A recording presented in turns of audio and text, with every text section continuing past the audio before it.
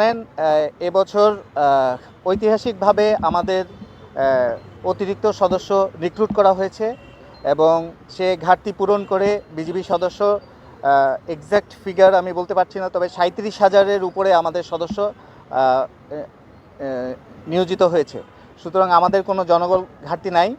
আমরা সীমান্তকে সুরক্ষায় রাখবো ইনশাআল্লাহ, এবং এক্ষেত্রে সবচেয়ে মজার বিষয় আমরা সাধারণ মানুষের কাছ থেকেও সহায়তা পাচ্ছি। সুতরাং আমাদের কোনো ধরনের ঘাটতি নাই। ইনশাআল্লাহ আমরা সীমান্ত সুরক্ষা রেখে আমাদের উপর অর্পিত দায়িত্ব পালন করতে পারবো। আমরা জানি যে ধরনের হুমকি আমরা অ্যাসেস করছি না, এ ধরনের কোনো ধরনের থ্রেট অ্যাসেসমেন্ট নাই। আমাদের সকল বাহিনীর সদস্যরা দিনরাত পরিশ্রম করে তারা বিভিন্ন এলাকায় অপারেশন করছে। কোনো ধরনের ভেতরে এ ধরনের পরিস্থিতি সংবাদ পেলে সাথে সাথে আমাদের ফোর্স ডিপ্লয় হয়ে যায়, সেটা আমাদের বিজিবি হোক অন্যান্য বাহিনী হোক। আপনাদের কাছেও যদি এ ধরনের কোনো তথ্য থাকে আমাদেরকে সহায়তা করবেন, আমরা সাথে সাথে সে ব্যাপারে কার্যকরী ব্যবস্থা করব। তবে নির্বাচন নিরাপদে হবে ইনশাআল্লাহ।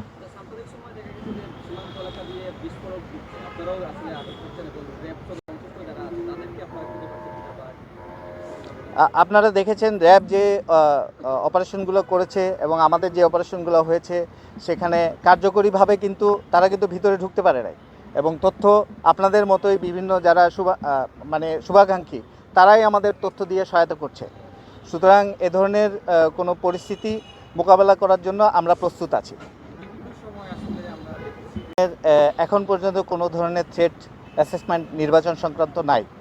নির্বাচনে এবছর আপনারা জানেন সকল বাহিনী মিলে প্রায় 9.5 লক্ষ সদস্য নিয়োগপ্রাপ্ত হয়েছে। আপনি 64টি জেলায় হিসাব করে দেখেন, এক একটি জেলায় যে পরিমাণ ফোর্স ডিপ্লয় হবে যা ইতিপূর্বে কখনো হয়নি। সুতরাং আপনারা নিশ্চিত থাকতে পারেন, এবং এটা শুধু ফোর্স না, সাধারণ মানুষের মধ্যেও আমরা প্রত্যন্ত অঞ্চলে দেখেছি যে সাধারণ মানুষের মধ্যেও একটা উৎসব মুখর পরিবেশ আছে।